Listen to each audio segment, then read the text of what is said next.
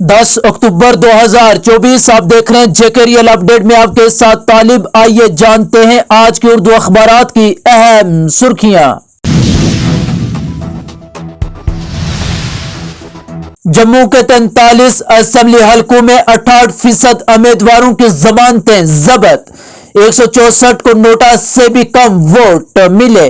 जिन उम्मीदवारों की जमानतें जब्त हो गई हैं, इन उम्मीदवारों में तमाम पीडीपी और बीएसपी के उम्मीदवार शामिल हैं।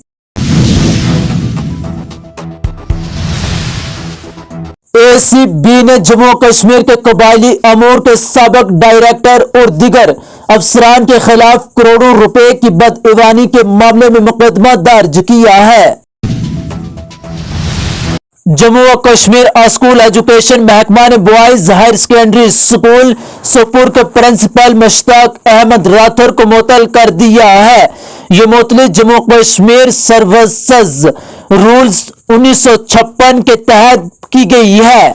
हुक्मनामे के मुताबिक मुअत्तल शुदा प्रिंसिपल दौरान मुअत्तली चीफ एजुकेशन ऑफिस बारामूला के साथ मुंसलिक रहेंगे।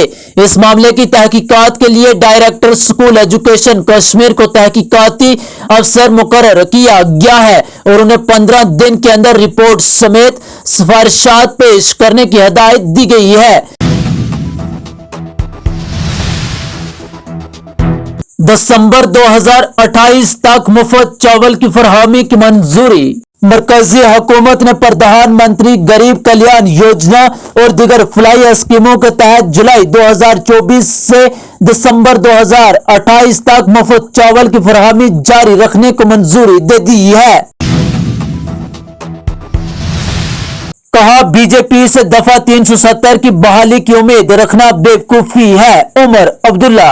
नेशनल कॉन्फ्रेंस के नायब सदर उमर अब्दुल्ला ने बुध को कहा कि जिन लोगों ने दफा 370 को खत्म किया उन्हीं से उसकी बहाली की उम्मीद रखना बेवकूफी होगी, लेकिन उनकी पार्टी इस मसले को जिंदा रखेगी और उसे उठाती रहेगी।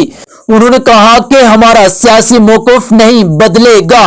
हमने कभी नहीं कहा कि हम दफा 370 पर खामोश रहेंगे।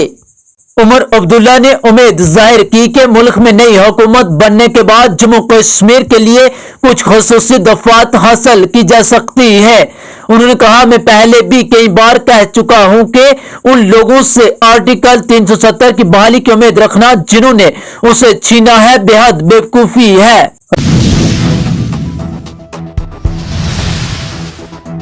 रियासती दर्जा की बहाली से जम्मू कश्मीर असेंबली की हैसियत तब्दील नहीं होगी। कानूनी माहिरीन ने कहा है कि अगर मरकज हुकूमत मुस्तकबिल में रियासत जम्मू कश्मीर की हैसियत को बहाल करती है तो इसका असर नए कानून साज असेंबली की हैसियत पर नहीं पड़ेगा।